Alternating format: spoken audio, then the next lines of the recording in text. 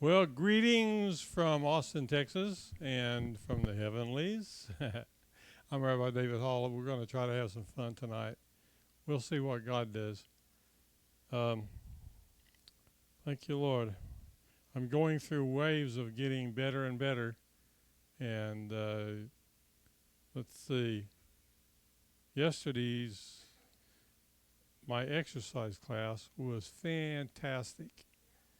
And I was alert and awake and just I was lifting more weight than I was before, feeling good, thought I could go forever. And this morning I was tired again. Well, we're gonna get into our Torah story this evening, and like Lena was saying, the name of the parsha is Re'eh, and Re'eh can literally be translated look or see or behold. That I'm setting before you today, he says, a blessing and a curse. How can you set something before us as both a blessing and a curse? Well, it depends on what you do with it. And we'll get into what that means here as we study. Deuteronomy chapter 11, verse, what was it, 27? 26. Why are you talking to me, computer?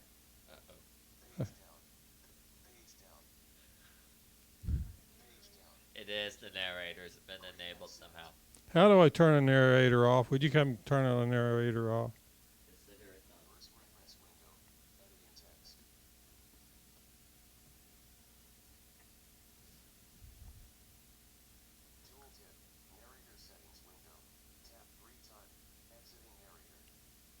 Thank you.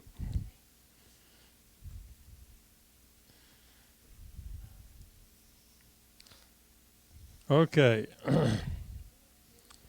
So we want to go to 26, right? Verse 26? Yes.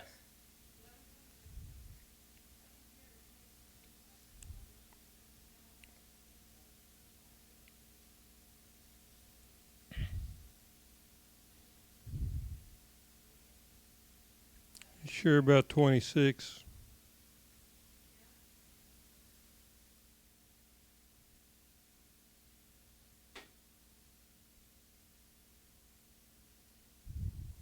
Shows you in 1227. Hmm?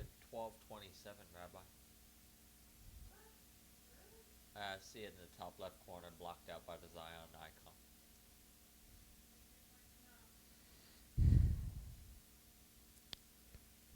Oh, this says chapter 12. I need to be in Right. chapter 11. Yeah, you're ahead one chapter.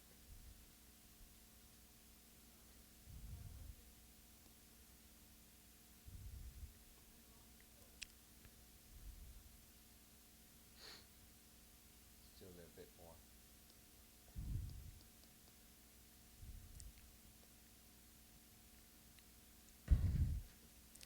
Well, this is what happens when you don't get quite enough sleep the night before. And you're sitting here trying to do this through your halfway closed eyeballs.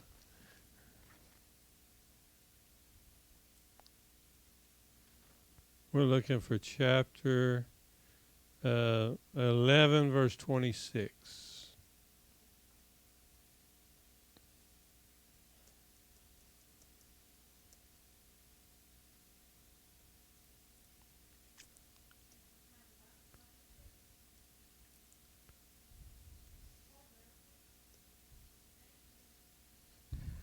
There we are.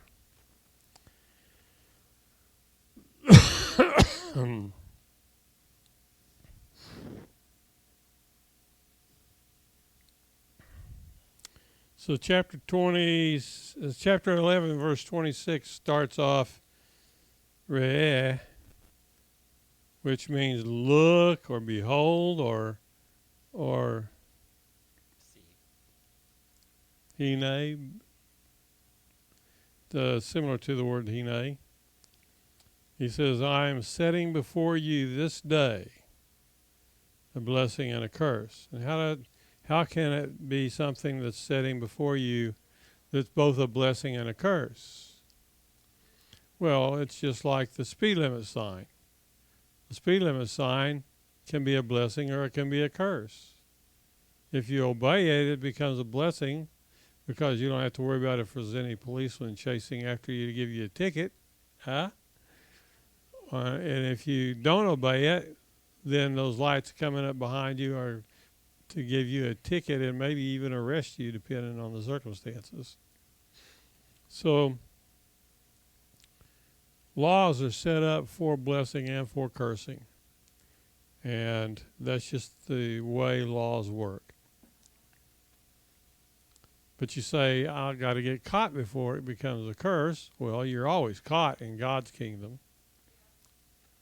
He has this little two-horned fella sitting out there with red eyeballs. That's the red lights on his front nose, on the front of his face. And he's coming to get you. But I got Jesus. Well, that's not a permission ticket to sin. That's not an authorization for you to do things that nobody else gets to do. So the laws were established long ago, and they were set up to keep us on track with where God wants us to be. So as we maneuver through this life and we try to figure out how we can get past the laws so we can go 80 in a 60 mile an hour speed zone, well, you know, that's not a good thing. It's gonna bite you in the end. Well, I didn't mean it the way it sounded. Anyway,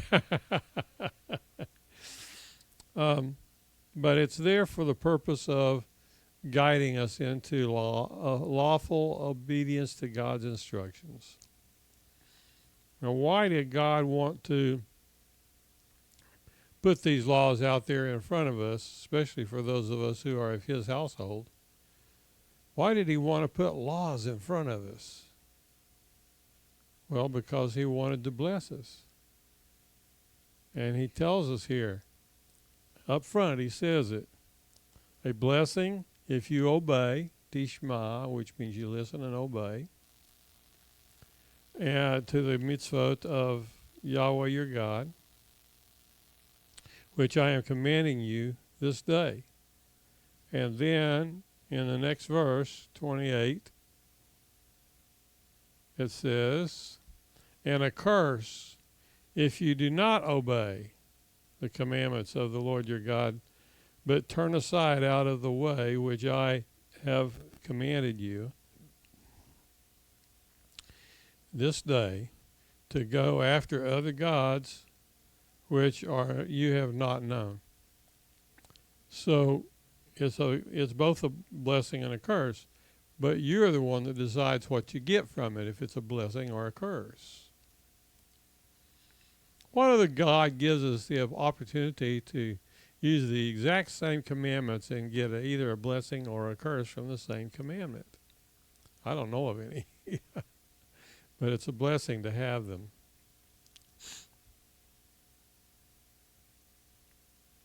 And it will come to pass when Yahweh your God has brought you unto the land where you are going to possess it, that you shall put a blessing upon Mount Gerizim. The blessing will go on Mount Gerizim, and the curse upon Mount Ebal.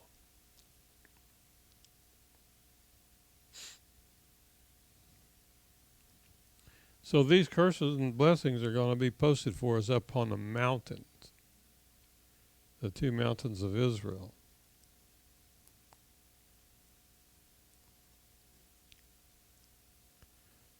Verse 30.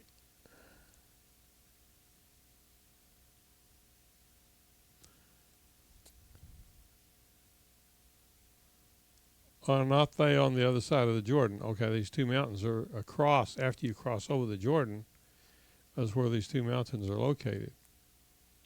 By the way where the sun goes down. So in other words, on the west side of the Jordan River. in the land of the Canaanites, which dwell in the campaign over against Gilgal. Let's just see.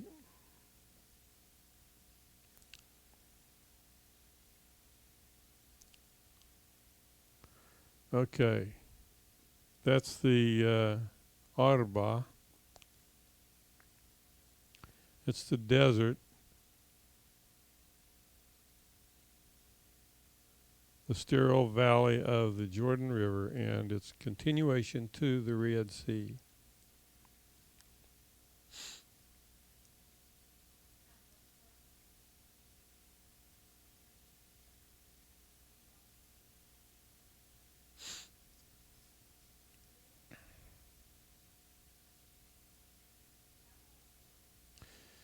For you shall pass over to possess and to go in on into the land which Yahweh your God gives you.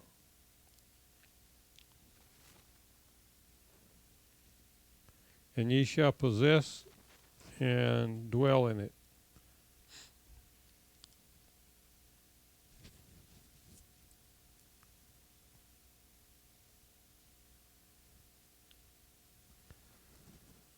Okie dokie.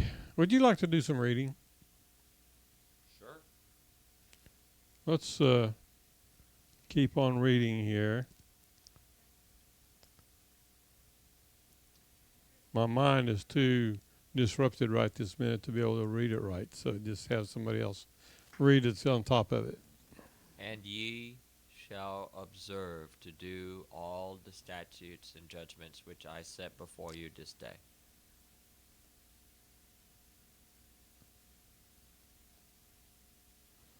These are the statutes and judgments which you shall observe to do in the land which the Lord, the God of thy fathers, giveth thee to Hold on, possess. I'm going to switch it over to the easy read version. Okay. Bring it back up again so it's a little larger. Okay.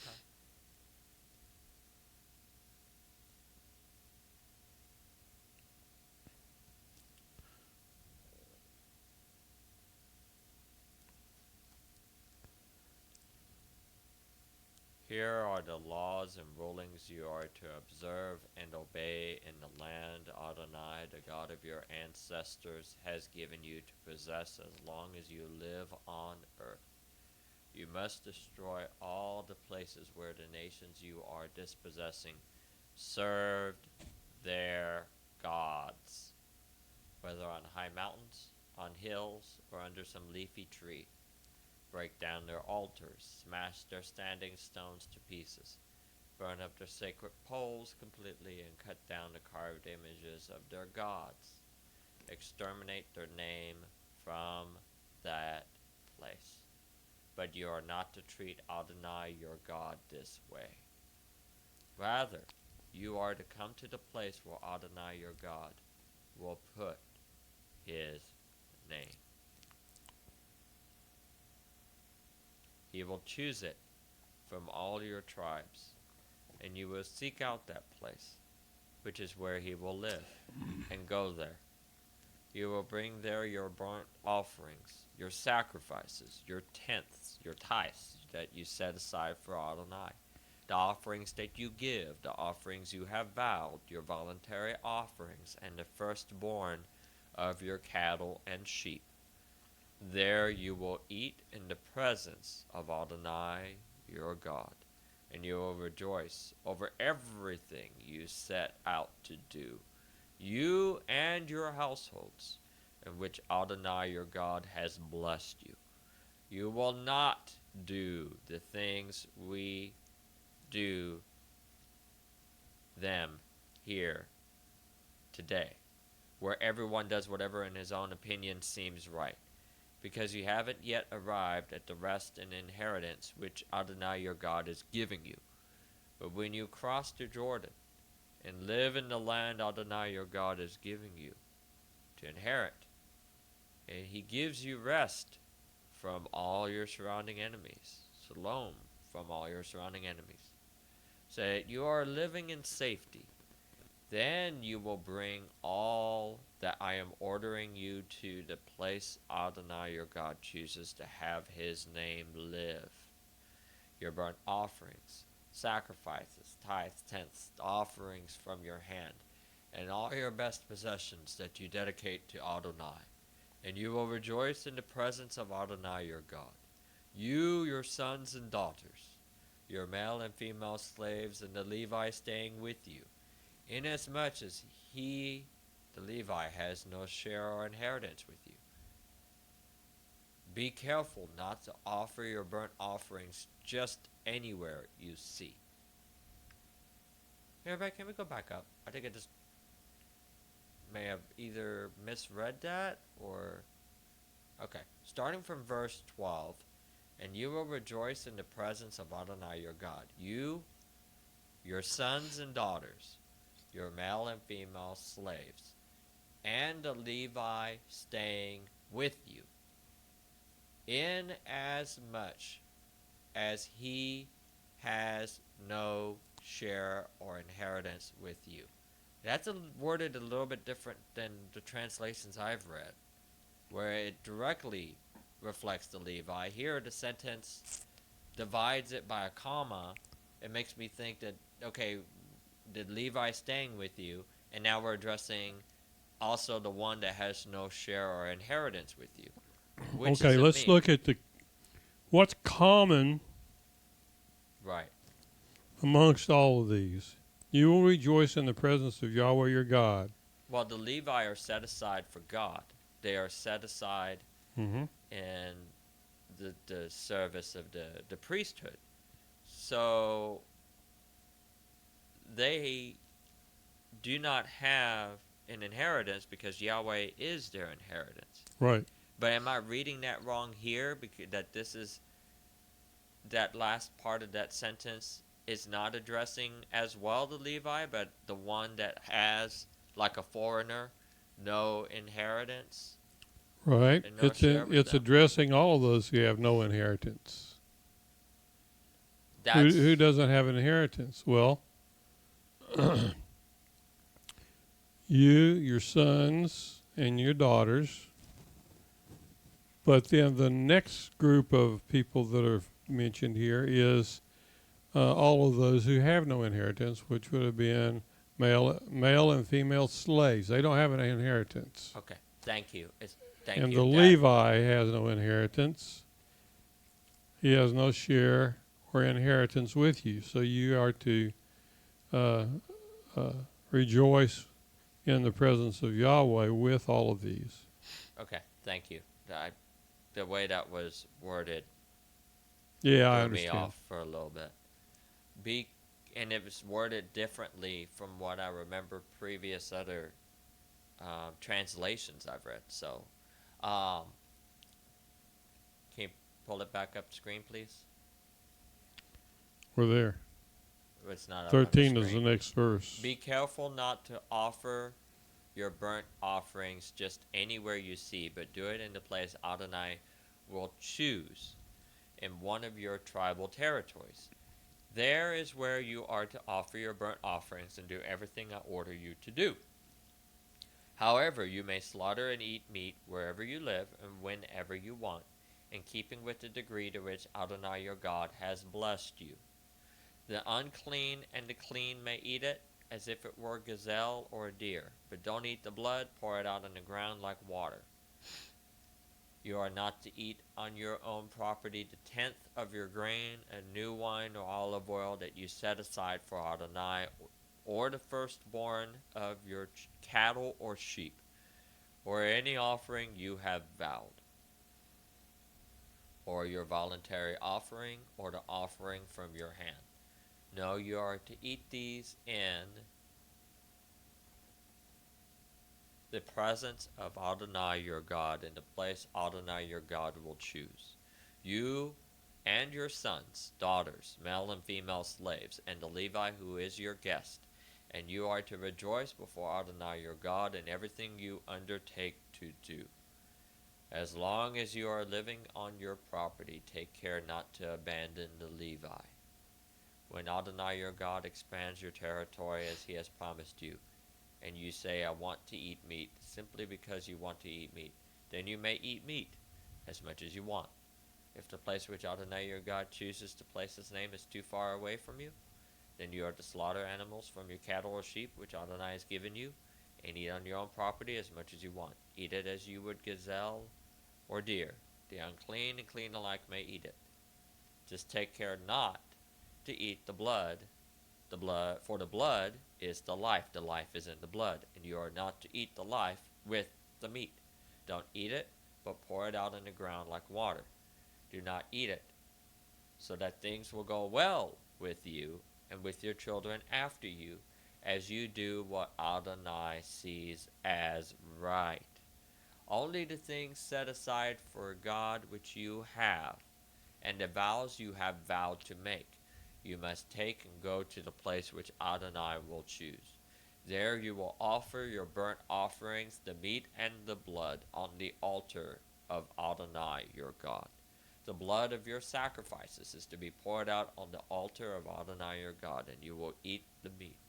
Obey and pay attention to everything I am ordering you to do, so that things will go well with you and with your descendants after you forever, as you do what Adonai sees as good and right. When Adonai your God has cut off ahead of you the nations you are entering in order to dispossess, and when you have dispossessed them and are living in their land, be careful after they have been destroyed ahead of you, not to be trapped into following them, so that you inquire after their gods and ask, how did these nations serve their gods? I want to do the same. You must not do this to Adonai your God, for they have done to their gods all the abominations that Adonai hates. They even burn up their sons and daughters in the fire for their gods. Everything I am commanding you, you are to take care to do. Do not add to it or subtract from it. And boy, how we seem to not read that in context. No kidding. I see additions and subtractions. That's why this nation is being disciplined right now. I am shocked that they haven't cried out to God to give them relief from the flooding. I'm amazed. Maybe he hears those who are, and those that aren't, we don't know of. Well, God told me that he was angry with his bride. That's the Christian part of this community. And he is angry with them because they have turned their backs upon him and his proclamations of who he is and what he wants. They just ignore what he wants. Oh, that's in the Old Testament. We don't have to do that. That's the common response that I get from people, from Christians. But I've got Jesus. I don't need that. Well, Jesus is not a license to sin. I'm sorry. He's not. He did not sin against his Father, not even once.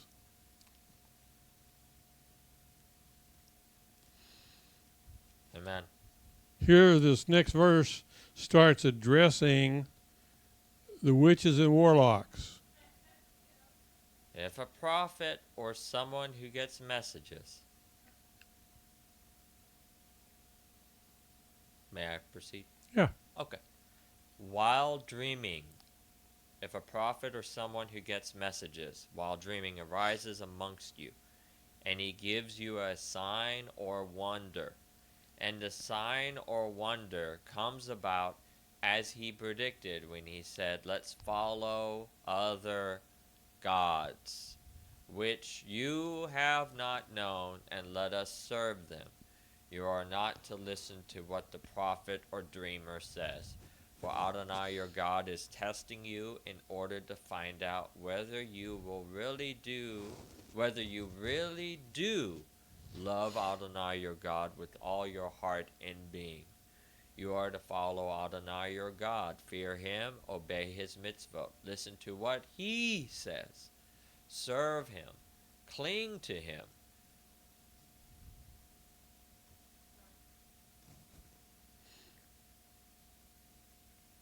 And the prophet or dreamer is to be put to death, because he urged rebellion against Adonai your God, who brought you out of the land of Egypt and redeemed you from a life of slavery in order. And now there's a semicolon. And so this prophet, did this in order to seduce you away from the path Adonai your God ordered you to follow. This is how you are to rid your community of this wickedness. If your brother, the son of your mother, or your son, or your daughter, or your wife whom you love, or your friend who means as much to you as yourself, secretly tries to entice you to go and serve other gods, which you haven't known, neither you nor your ancestors have known, gods of the peoples surrounding you, whether near or far away from you, anywhere in the world, you are not to consent, and you are not to listen to them, to him. And you must not pity them or him, or spare them or him. You may not conceal them or him. Rather, you must kill them or him. Your own hand must be the first one on him, them, in putting him to death, and afterwards the hands of all the people. You are to stone him and them to death, because he or them have tried to draw you away from Adonai your God, who brought you out of the land of Egypt, out of a life of slavery. Then all Israel will hear about it and be afraid, so that they will stop doing such wickedness as this amongst themselves. Now, this verse I found interesting because in the commentaries it says, but on the contrary, they still did contrary to this very thing. Instead of fearing, they did it even more. Yep. You see, God brought Israel out of the land of Egypt. That land was full of witchcraft, And gods. pagan deities, demon gods. Right. Still is. They were as full of demon gods and witchcraft as the land of Canaan was. Right. And God hated it so much that he caused the land to rebel against the people and to drive them out. Right. Because that's his land. That's not their land. They may not worship other gods and be a part of that land culture. When America was birthed, the Puritans were looking for some place they could move to where they could truly worship Yahweh and his instructions found in the Torah. And that's why God gave this land to them, because there was no one here proclaiming the name of Yahweh. Well. So now the Puritans and the people that moved here during the early settlement times, they promised God that they wanted a place where they could freely worship him according to the instructions in the Torah. That's why they moved here. They wanted this country to be a free country. They did not want the government that rose up here to take authority over them and their religious beliefs. And yet it did for a time. And what's it doing now? trying to do the same thing all over again. It's trying to run out the true believers. God's not going to allow that. And that's why all of this rain and tornadoes and lightning and inclement weather is trying to drive us out of this country. That's what it's doing. It's trying to drive us out of this country. And we're going to have to hold on mightily to what we have been given, or we'll lose it. God is testing us right now to see if we're worthy of his blessings. Everybody thinks Obama gave them these blessings. No, he didn't. He's trying to take them away from you. He's a part of the Muslim faith and community, not of Yahweh. You got to be careful. You need to pay attention to the God that you're worshiping. It doesn't say you shall just worship any old God you want to. It says you'll worship Yahweh, your God that delivered you out of Egypt. And that's the God we're responsible for. So that's why I've been pressing so hard on witchcraft for so long. I hammer on them every opportunity I get. You've seen that. Yes, sir. And I hit them hard. Yes, sir. Supposedly with both barrels. Yes, sir. Now what I want you to do, when you go to bed at night, you pray to Yahweh and tell him that you love him and that you are going to support his laws and his commandments, and that anybody who does that you will regard as a brother. And anyone who doesn't do that, you will regard them as an enemy. And that you will do whatever is permissible for you to do while living in this country to try to drive them out ahead of you. Because they are supposed to flee before you, not the other way around.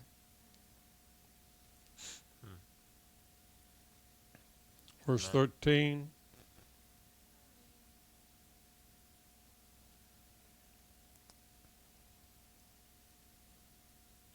Bottom of the page. So if you hear it told that in one of your cities which Adonai your God is giving you to live in, certain scoundrels have sprung up amongst you and have drawn away. Certain scoundrels. I love that. That's God's word for it. Scoundrels have sprung up amongst you and have drawn away the inhabitants of their city by saying, let's go and serve other gods, which you haven't known. Then you are to investigate the matter, inquiring and searching diligently. If the rumor is true, if it is confirmed that such detestable things are being done amongst you, you must put the inhabitants of that city to death with the sword, destroying it completely with the sword, everything in it, including its livestock.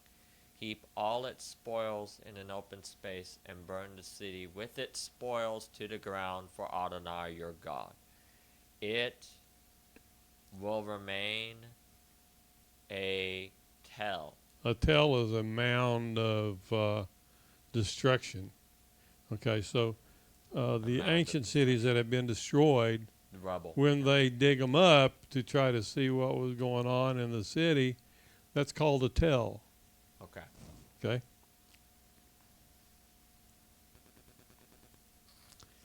The city is being raised up to tell again.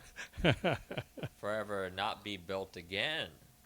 In a contrary context, forever it will remain a rubble, a tell, and not be built again. None of what has been set apart for destruction is to stay in your hands.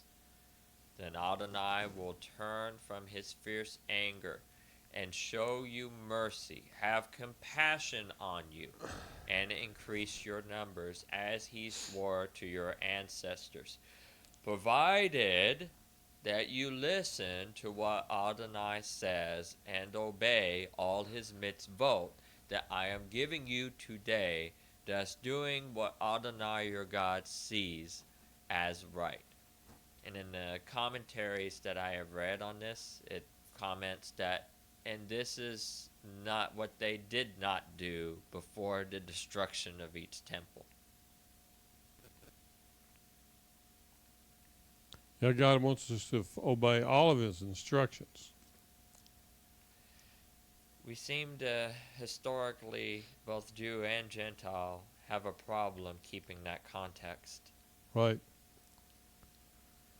Chapter 14, verse 1.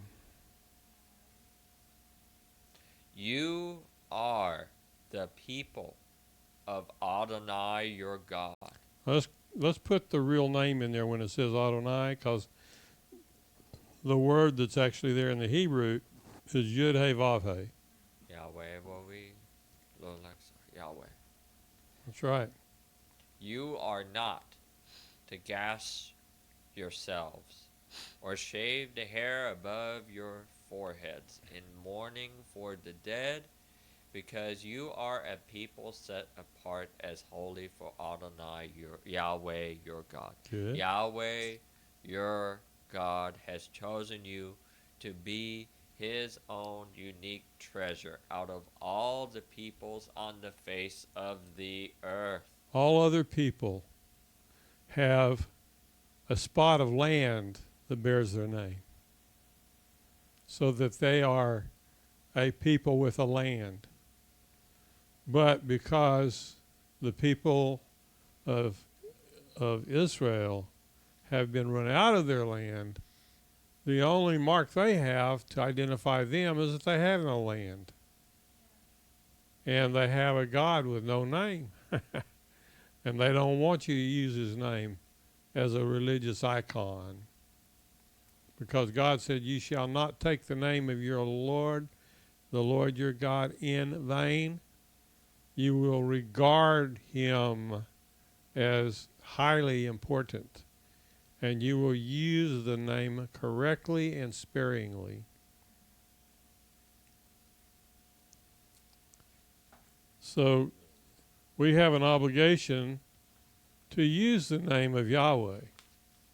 There is a whole new movement going on in Israel to restore the sacred name of God. Okay. And they're starting to use the name Yahweh, but maybe not quite as freely as they once did, but they probably went too far when they were going the other direction with it. But anyway, Yahweh God is our God, and if we deny that name, He will not appreciate it. So let's not deny the name of God. We're down to verse 3. You are not to eat anything disgusting. The animals which you may eat are ox, sheep, goat, deer, gazelle, roebuck, ibex, antelope, oryx, and mountain sheep. Any animal that has a separate hoof that is completely divided and also chews the cud. These animals you may eat. Okay, name an animal that chews the cud. Cow.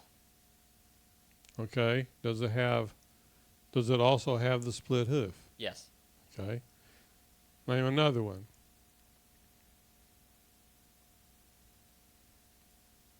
How about a squirrel? No. It doesn't have a split. It doesn't have a hoof. Right. But it does chew the cud. Doesn't count. Doesn't count because it doesn't have the split hoof too. What about a pig? No. It chews the cud. No, it doesn't chew the cud, does it? No. But it has a split hoof. Still doesn't count. It doesn't count because they don't chew the cud. It has to be both to be clean in God's sight. What about mermaids? Nope. Don't exist. They don't have split hooves or chew the cud. Exactly. Except in man's tales, imagination. Let's see. let's go start in verse 7 and let's But see some of the ones that are forbidden.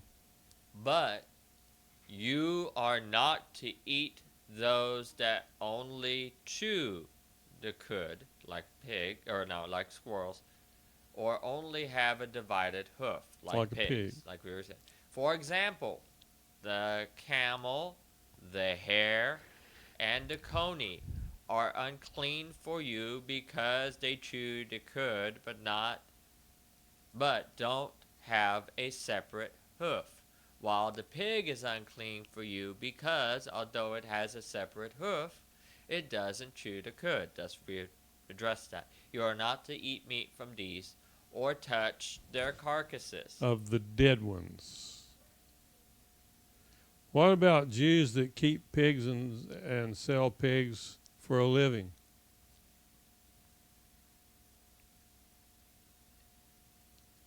Lord's will be done in the context of the matters and such matters.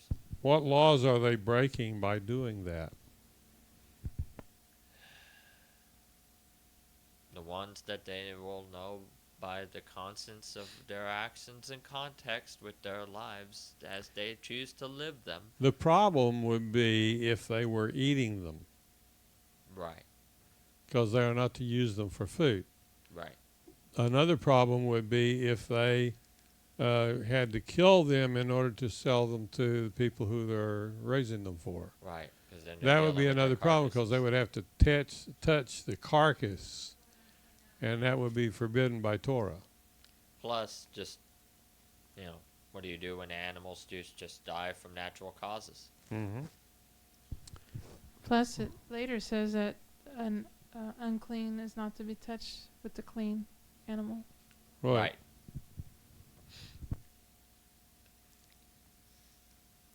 You're not to eat meat from these or touch their carcasses. Right. What about- Go ahead. Of all that lives in the water, you may eat these. Anything in the water that has fins and scales, these you may eat. But whatever lacks fins and scales, you are not to eat. It is unclean for you. So the catfish is not permitted because Doesn't have the scales and fins. it's lacking scales. It has fins, but it doesn't have scales. Right. And what about a flounder? It only has scales on one side of its body. The other side doesn't have scales. Does it have more than one scale? Yes. Yeah, it does. Okay. I don't know enough about flounders. I'm drawing a blank of what fish is the flounder. They are bottom feeders. Okay, that would be I one. wouldn't eat it. Yeah, don't And eat it. so they clean up the waters and waterways and oceans. Don't eat trash that eats trash. That's a very trashy thing. I don't recommend eating flounder. No. And Hard to fillet too. I had somebody gave me a flounder. I tried to fillet it just to see how it would fillet out. I couldn't fillet the darn thing. Fell apart? No, it was trying to cut that thing was just impossible. Huh. That's why he said you'll need a one of those electric carving knives to get to fillet it. Yeah, well, it's still not going to be kosher based on what you've said. I just don't think it's a good idea. To me, it's questionable. Okay. The Jewish community does accept them as kosher for food, but Huh. I'm a little reluctant on that. Hmm. Okay, let's see what it The says. fowl. Now we address, you may eat any clean bird, but these are not to eat. These are the ones you are not to eat.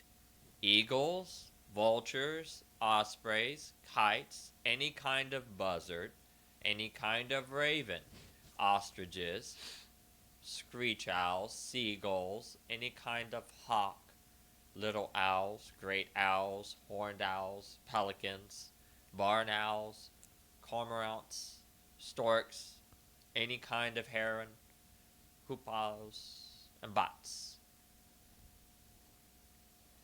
What is a hoopoe? There used to be hippos here in the United States until they got overhunted and they were eating them when the Torah says not to, but they went extinct. Huh. Huh. Right here. What about their eggs? Well, since the eggs are the embryonic state creatures that are given birth, then to me that would be unclean. Amen. Plus, the blood is in the life. You're not going to be able to separate. Well, we learned earlier that camels are unclean. What about milch camels? Well, that's easy. The milk is not the offspring of the milch camel. It's a byproduct. It's a byproduct.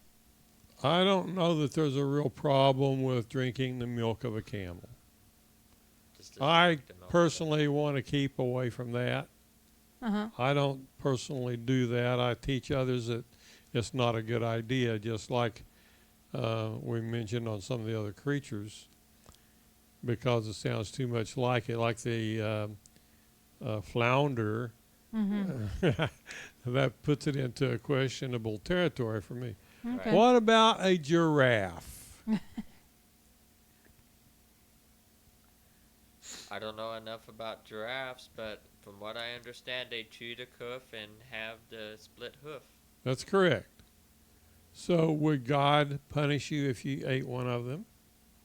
Probably not. Well, I don't think he would. And that's one of those that are kind of a borderline creature that it's hard to know where to make the ruling. mm-hmm. But there's another problem with them. When the creatures that are clean are offered to God, you have a prescribed method for sacrificing them. And Where the do you start rabbis, with that neck? the rabbis can't figure out where you're to do the shchat. The shchat.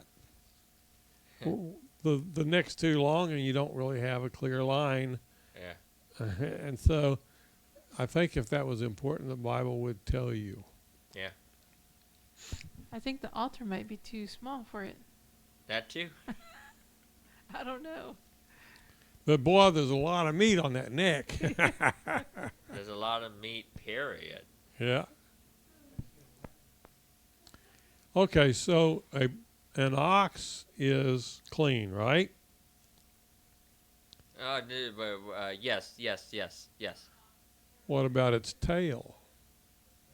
No, based on what you've said before, which I didn't know about the fat being in the tail, which we find out later in context about the fat. God doesn't want us to eat the fatty tail of an ox. He likes the smell of it, though. It smells tremendously good. It'll whet your appetite when nothing else will. Okay. Next. All winged, swarming creatures are unclean for you. They are not to be eaten, but all clean flying creatures, and keyword there, clean flying creatures you may eat. So what's the keynote things that we're looking for in flying creatures? Do they swarm? Essentially, the main things that stand out are all songbirds appear to be clean. All songbirds. Are turkeys songbirds? Yes. Yes, they are. They have little melody they do with their turtles and stuff, Yes. even though they're not a turtle. Right. Right. Right. What about turkey hawks? I don't know enough about turkey hawks. They are a different creature, and they are apparently clean. Because they're not actually a hawk. Okay. So they don't soar and catch with their talons and rip and tear with their beaks. Right. Okay. They're not. Yeah. Right. They're not birds of prey. In the sense. There's been a bunch of people arguing over that for a long time. All I got to say is, if you're not comfortable with it, then don't do what seems inappropriate. Amen. On the other hand, all clean flying creatures you may eat. I'm trying to remember the word or translation I've read has that worded differently. What does the Hebrew say in verse 20? Is it I'm trying to remember what it said, but I know it said something different in the translations I've read. Verse 20.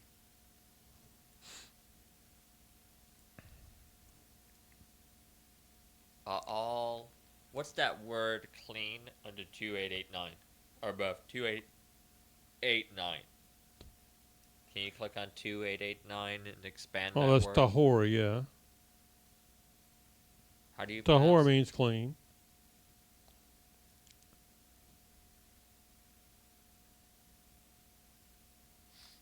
Pure. That's what I read in the translation was.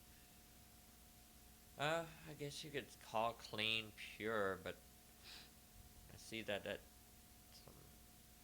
from OT 2891. Okay. We can go back to the English to keep on pace. I appreciate taking a moment to look into that. But all fowls clean you may eat. Not tochalu. You shall not eat anything that dieth of itself. That dieth. Yeah, the You're dies. not to eat any animal that dies naturally. Okay. Yeah. Yeah, that was throwing me for a loop there. Dieth? Okay. Although you may let a stranger staying with you eat it, or sell it to a foreigner. Well, wait a minute. Huh? Because you are a holy people for Adonai your God. Right. He doesn't want you to personally consume them because he doesn't want his people to eat that low on the hoof. But it's okay to give it to other people, to a foreigner. Because they are not his holy people. They're not chosen. Huh.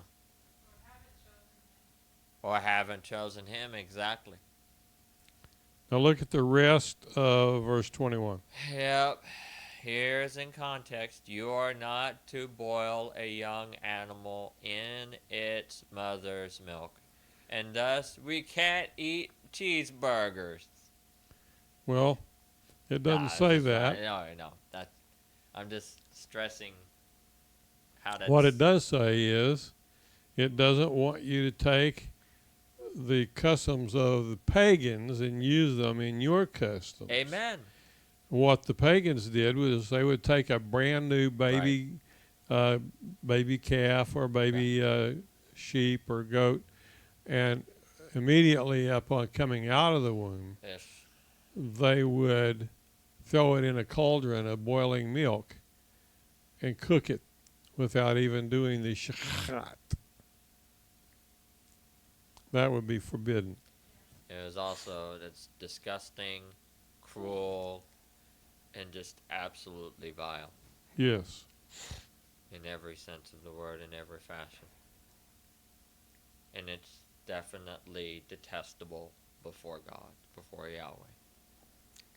There is a Indian religion that taken a young animal and literally when they give birth, they in their ceremony they make sure that the mother animal is watching, and they milk the mother animal and they sit there and drop the young birth. Okay, Mr. Spears, you need to follow back on Scripture.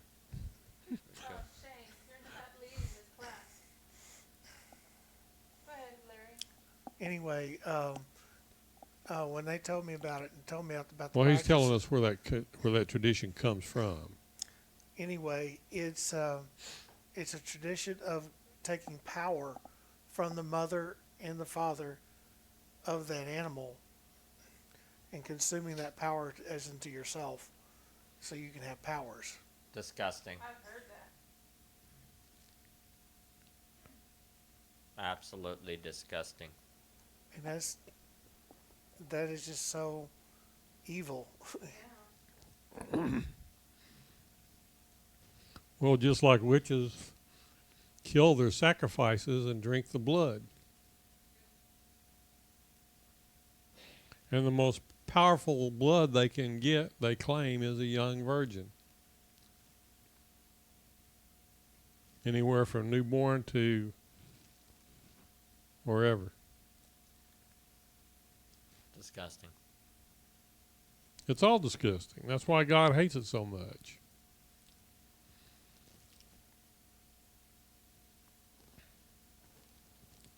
So do we boil a young animal in its mother's milk? Absolutely not.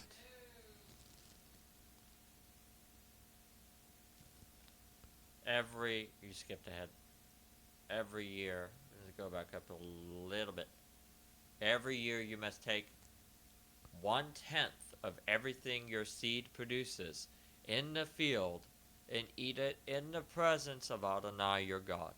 In the place where he chooses to have his name live, you will eat the 10th of your grain, new wine and olive oil, and the firstborn of your cattle and sheep, so that you will learn to fear Adonai your God always. But if the distance is too great for you, so that you are unable to transport it, because the place where Adonai chooses to put his name is too far away from you, then when Adonai your God prospers you, you are to convert it into money. Take the money with you. Go to the place which Adonai your God, Yahweh your God,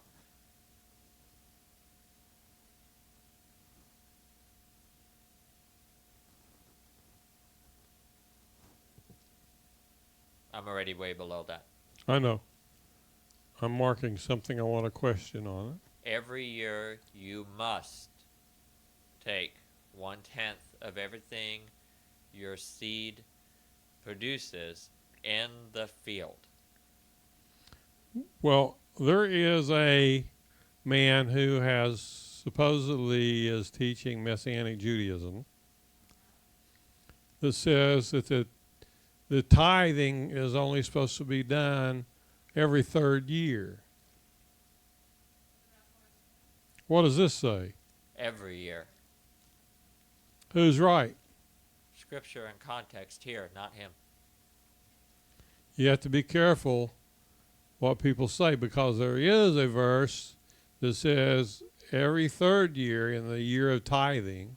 Which is an addition to this, not in It is a context. third tithe that is held out for God and for celebrations in the Israelite communities for the widows, the orphans, and the strangers. Right. So, but this one is not the third tithe because it says every year you must take 1/10 of everything your seed produces in the field and eat it in the presence of Yahweh your God in the place where he chooses to have his name live. You will eat the 10th of your grain, the new wine, the olive oil, the firstborn of your cattle and sheep, so that you will learn to fear Yahweh your God. Always. Not occasionally. Always. This guy He's got it wrong. Sorry. Now, Rabbi,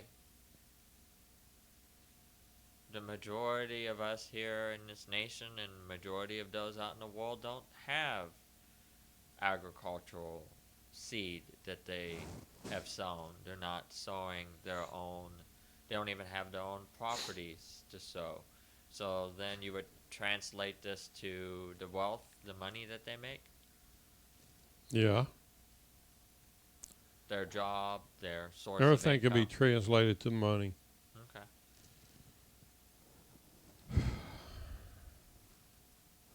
See down here? When your God prospers you and you live too far away,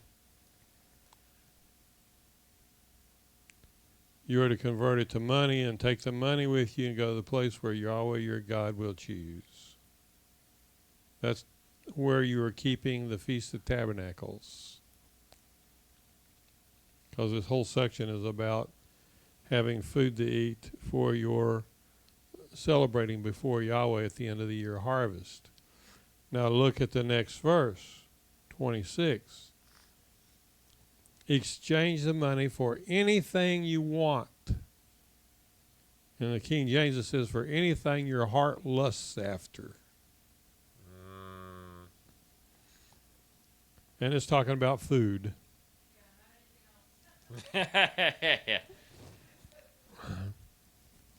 Wow. Exchange the money for anything you want. Cattle, sheep, wine, or other intoxicating liquor. Or anything you please. Wow. And you are to eat there in the presence of Yahweh your God and enjoy yourselves. And of course, you have to consider all of his laws and instructions in the process of this. Yep. You don't get just a blank sheet and you can put anything you want on it. Right. I'd like a harem. Well, forget that.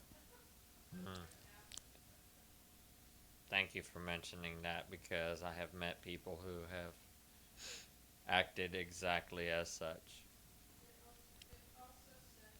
Am I going through? It also says that to remember the Leviim as well in the offerings.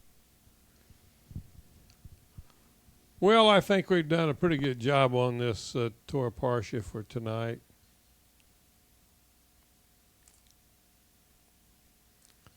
So I'd like to encourage you to go ahead and finish reading the section, the Parsha, and join with us on Shabbat to hear some more teaching on this Parsha. Amen. Amen. That's it for tonight. Shalom. Join us again next Tuesday night for another.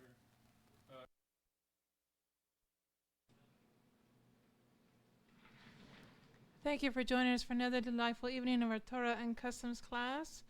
I want to welcome you back to our Shabbat services, which start at 10 a.m. and then our main service at 11 a.m. And just remember to contact us at asktherabbi@tzion.org with your questions, or contact us by phone at 512-452-8700. And remember, the Shabbat is the beginning of the month of Elul, a time to repent. And we will have a oneg on Shabbat. See you then. Shalom, shalom.